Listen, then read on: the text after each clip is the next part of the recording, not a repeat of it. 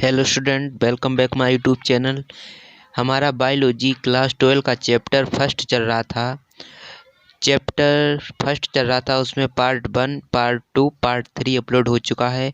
ये पार्ट 4 है जो कि इस वीडियो का आखिरी पार्ट होगा। चलिए अब इस चौथे पार्ट को समाप्त भी कर देते हैं।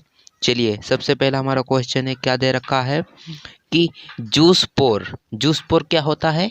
अलैंगिक चल बीजाणु होता है। युग्मनज के बीच विभेद करें। ठीक है, ये हमारा क्वेश्चन है जो एनसीईआरटी बुक से हुआ है। ठीक है, अब चलिए इसे समझते हैं। जूस्पोर क्या होता है? सबसे पहले हम जूस्पोर को समझते हैं। जूस्पोर क्या होता है? अलैंगिक जनन में, अलैंगिक जनन का मतलब क्या होता है हमने बताया था। इसमें सिर्फ एक जनक की आवश्यकता होती है अलैंगिक जनन में, और लैंगिक जनन में 2 जनक की आवश्यकता होती है। चलिए अब इसे हम पढ़ते हैं। अलैंगिक जनन के द्वारा इसका निर्माण होता है।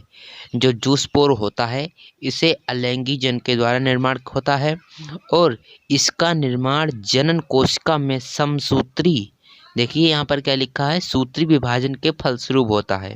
ठीक है, इसका जो निर्माण होता है वो जनन कोशिका में होता है, जो सूत्री विभाजन के फलस्वरूप होता है। ठीक है, ये आप समझ चुके हैं। अब देखते हैं इसका तीसरा पॉइंट। ये एक स्थान से दूसरे स्थान तक जा सकते हैं। ये जो जूस्पोर अलैंगिक जन होते हैं, ये एक बीजाणु एक स्थान से दूसरे स्थान जा सकते हैं, इसीलिए इसे अलैंगिक चल बीजाणु भी कहते हैं। ठीक है, ये जो जूस्पोर होते हैं वो एक स्थान से दूसरे स्थान तक जा सकते हैं। अब देखते हैं युग्मनज। युग्मनज के देखिए यहाँ पर क्वेश्चन में दिया रखा है कि युग्मनज के बीच विभेद करें। चलिए अब युग्मनज को देख लेते हैं। जूस्पोर तो हमने समझ लिया है, अब युग्मनज देखते हैं। युग्मनज क्या है? इनका निर्माण लैंगिक जनन के अंतर्गत होता है। जो युग्मनज बनता है वो नर तथा मादा के संबंध बनाने से इसका निर्माण होता है युग्मनज का। ठीक है, इसका जो निर्माण होता है नर तथा मादा लैंगिक जनन, मैंने आपको बताया था इसमें सिर्फ 2 जनक की आवश्यकता होती है, नर तथा मादा, इसीलिए इसका निर्माण होता है युग्मनज में। ठीक है, अब इसका दूसरा पॉइंट देखते हैं। दूसरा पॉइंट क्या है?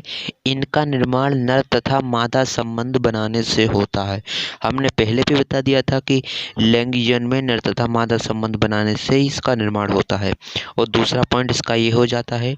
और तीसरा पॉइंट है, ये युग्मनज अचल होते हैं। ये युग्मनज जो होते हैं ये अचल होते हैं, और जो एक स्थान से दूसरे स्थान तक नहीं जा सकते हैं। ये युग्मनज होते हैं, ये अचल होते हैं, एक स्थान से दूसरे स्थान तक आसानी से नहीं जा सकते। देखिए स्टूडेंट, यहाँ पर दूसरा क्वेश्चन दिया गया है, बाह्य निषेचन की व्याख्या करें, इसके नुकसान बताइए। यहाँ पर जो दूसरा क्वेश्चन दिया गया है ये मोस्ट इम्पोर्टेंट है।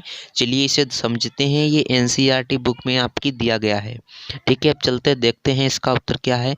ये बाह्य निषेचन ऐसी प्रक्रिया होती है जिसमें नर तथा मादा जनन करते हैं, और निषेचन जो होता है वो शरीर के बाहर ही रहता है। निषेचन जो होता है वो शरीर के बाहर ही रहता है, इसीलिए इसे बाह्य निषेचन कहते हैं। अब जैसे में हमारा दिया रखा है, मेढक और मछली उभयचर, ये जीव जो होते हैं वो पानी के अंदर निषेचन करते हैं, और इसी निषेचन से बाह्य निषेचन हो जाता है, और इसे बाह्य निषेचन कहते हैं। इस प्रक्रिया को बाह्य निषेचन कहते हैं। अब इसकी जो हानियां, यहाँ पर नुकसान जो बताए थे क्वेश्चन में कि नुकसान बताइए। चलिए इसका नुकसान सबसे नीचे लिखा है, इसमें जीवों की ज़्यादा मात्रा में निषेचन करना पड़ता है।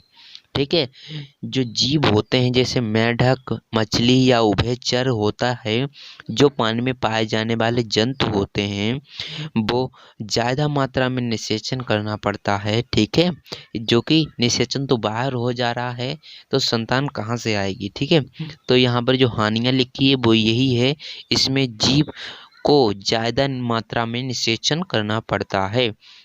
ठीक है, ये हमारा क्वेश्चन कंप्लीट हो चुका है। अब हम क्या करेंगे पता है आपको? अब हम दूसरा पार्ट स्टार्ट करेंगे अगली वीडियो से, जिसका नाम है पुष्पी पादपों में लैंगिक प्रजनन। ये हमारा दूसरा पार्ट रहेगा, ठीक है। अब वीडियो आ जाएगी आपके पास, ठीक है। नोटिफिकेशन आप सब्सक्राइब कर लें चैनल को और नोटिफिकेशन बेल आइकन को भी दबा लें, ठीक है। तो मैं जो दूसरा पार्ट डालूं पार्ट 1, उसका तुरंत नोटिफिकेशन आपको मिल जाए। चलिए मिलते हैं नेक्स्ट वीडियो में, जब तक के लिए जय हिंद जय भारत।